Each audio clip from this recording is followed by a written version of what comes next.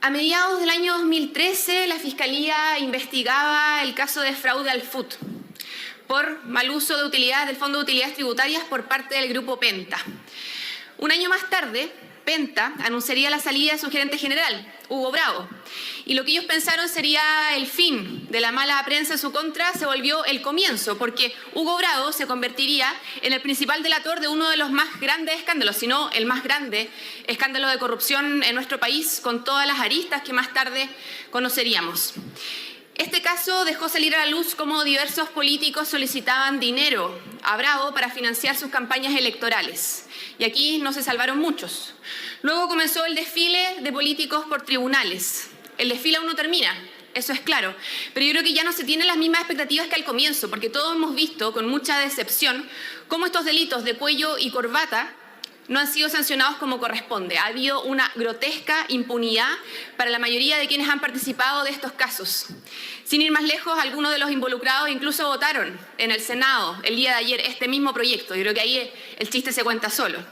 Ese es el panorama en nuestro país. Es por eso que el presente proyecto es tan importante. ¿Cómo combatimos la corrupción hoy día con penas tan irrisorias como las que tenemos? ¿Cómo combatimos la corrupción hoy día con fiscales sin garras para investigar? Y además ante una sofisticada organización político-criminal que se ha naturalizado en los últimos años en nuestro país. Algunos dicen elevar las penas, y es cierto, efectivamente elevamos las penas de todas las figuras de cohecho, soborno, malversación de caudales, fraude al fisco y negociación incompatible. Subimos en 1 grado el piso, en 2 grados el techo de las penas, pero yo creo que eso no es suficiente. No es suficiente porque no sirve de nada hoy día tener más altas penas en delitos tan graves si el Ministerio Público carece de las herramientas necesarias para perseguir esos delitos y lograr finalmente que sean sancionados los culpables. Por eso, además de subir las penas, establecimos una serie de normas para que dichas penas no queden en el Código Penal sin aplicación alguna. Y algunas de esas medidas creo que es necesario destacarlas en este momento. En primer lugar, y el avance más significativo desde mi punto de vista, es haber establecido el cohecho sin contraprestación en esta ley. Incluso con la resistencia de algunos parlamentarios. No olvidemos que votamos esta figura 2 veces. La segunda vez cambiando la posición que el Ejecutivo había presentado en una primera oportunidad. Y eso, a mi juicio, gracias también a la presión mediática y ciudadana que se presentó en ese momento. ¿En qué consiste esto? ¿En qué consiste el cohecho sin contraprestación? Consiste en que un particular le paga a un funcionario público solo por el hecho de que ese funcionario público ocupa un cargo determinado. Le paga para tenerlo en la nómina y usar su influencia cuando la necesite sin solicitarle que realice necesariamente una función propia, es decir, sin pedirle ninguna contraprestación a cambio del beneficio entregado. La falta de este delito en nuestra legislación había sido un gran obstáculo a la hora de perseguir criminalmente a los responsables de delitos de cohecho, al no poder probar efectivamente que estos funcionarios realizaron una contraprestación en favor de quienes le entregaron millones de pesos. Esto es lo que pasó, de hecho, en el caso Wagner, al no poder probar que el ex subsecretario de Minería realizó una actividad en favor de los controladores de Penta por los pagos recibidos. Pablo Wagner recibió 2 años de prisión que cumple hoy día en libertad, una multa de 42 millones de pesos e inhabilitación por 4 años para ejercer cargos públicos. Es decir, el 2022 podría volver a cualquier servicio público del Estado. Si este delito hubiese existido antes, esto no habría sucedido.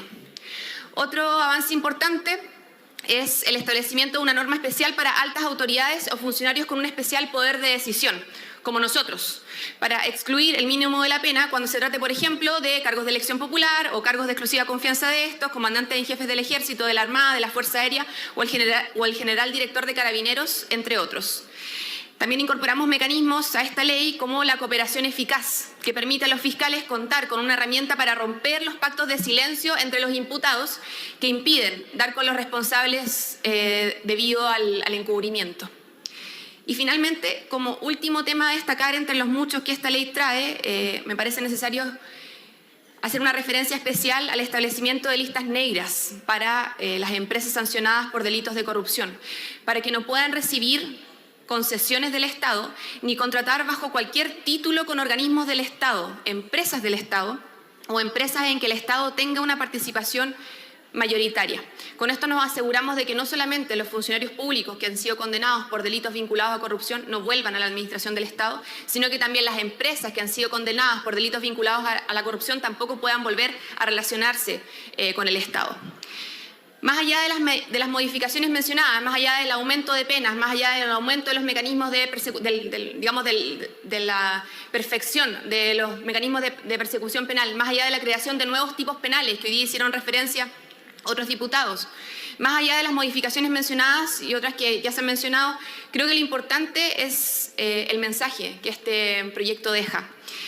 La corrupción daña la democracia, le quita a las personas la confianza en las instituciones, nos sume a todos en un clima de derrota constante. No importa cuánto nos esforcemos por obtener legítimamente algo del Estado. El funcionario a cargo de mi subsidio, de mi beca, de entregarme un permiso, de fiscalizarme, de ponerme una multa, ya está comprado. Esa es la lógica de la corrupción. ¿Para qué ir a votar? ¿Para qué postularme a un cargo de elección popular? Si los políticos cocinan sus campañas en una oficina de Las Condes, con plata que además les entregan las empresas a las que luego favorecen en sus votaciones. Esa es la dinámica de la corrupción en Chile.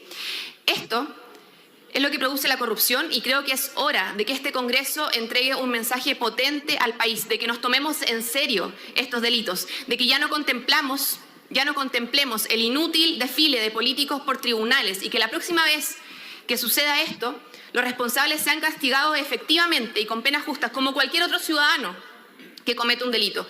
Es por lo anteriormente señalado que anuncio la votación favorable de la bancada Revolución Democrática del Frente Amplio y hago un llamado a que aprobemos este proyecto de ley y que nos hagamos responsables de la tremenda crisis democrática que hoy día tenemos en nuestro país. Muchas gracias, presidente.